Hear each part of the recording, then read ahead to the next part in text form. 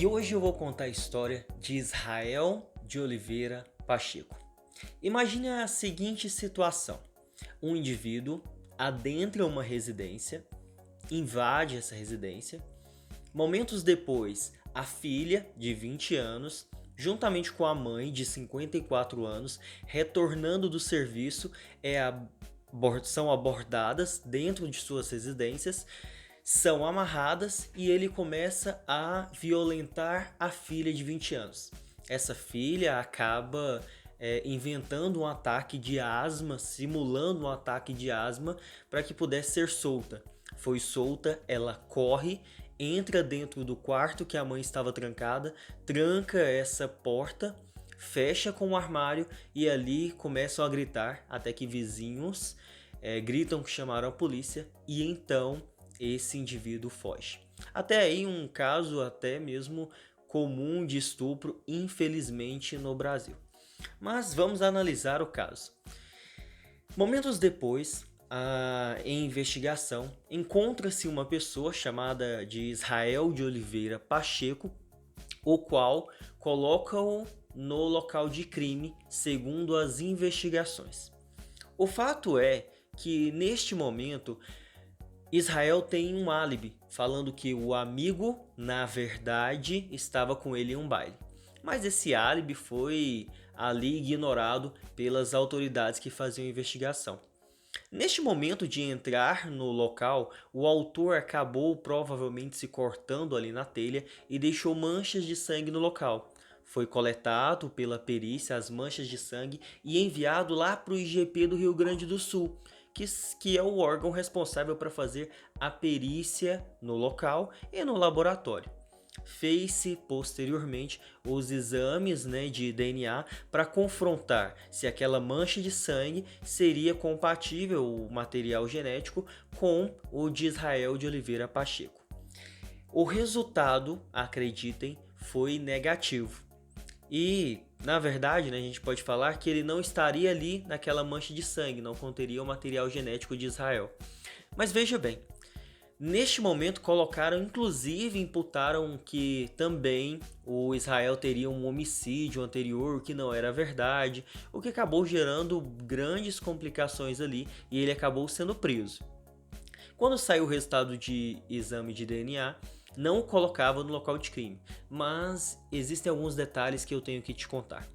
Neste momento, tanto as duas vítimas haviam falado que só teria um indivíduo no local, e também os vizinhos só teriam avistado uma pessoa nas redondezas.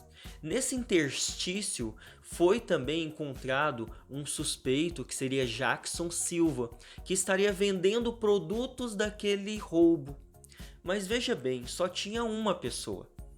E nesse caso foi encontrado Jackson. Já seria teoricamente suficiente para inocentar ali, naquele momento, pelo menos dar o grau de dúvida para Israel de Oliveira Pacheco.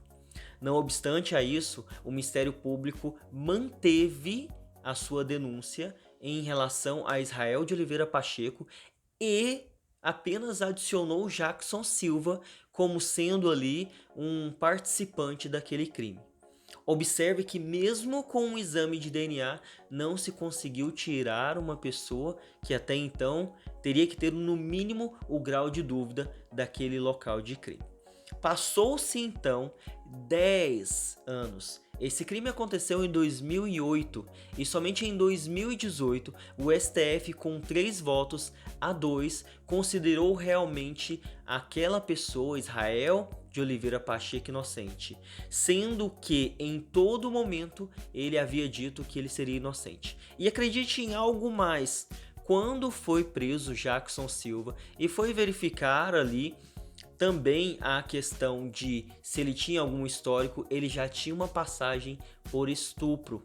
Além disso, é importante dizer que só havia uma pessoa no local que estaria vendendo aqueles produtos e olha que interessante, o mesmo advogado que teria sido advogado de Israel de Oliveira Pacheco também foi contratado por Jackson Silva, o que poderia ter passado ali, inclusive, as informações de que já teria um suspeito do crime, tentando então evitar que Jackson Silva fosse preso. Então veja a lentidão, a injustiça que teria sido feito nesse caso com uma pessoa que ficou presa inocentemente por 10 anos. E aí entenda a importância de se dar valor à prova material em contrapartida de provas subjetivas, como nesse caso de reconhecimento.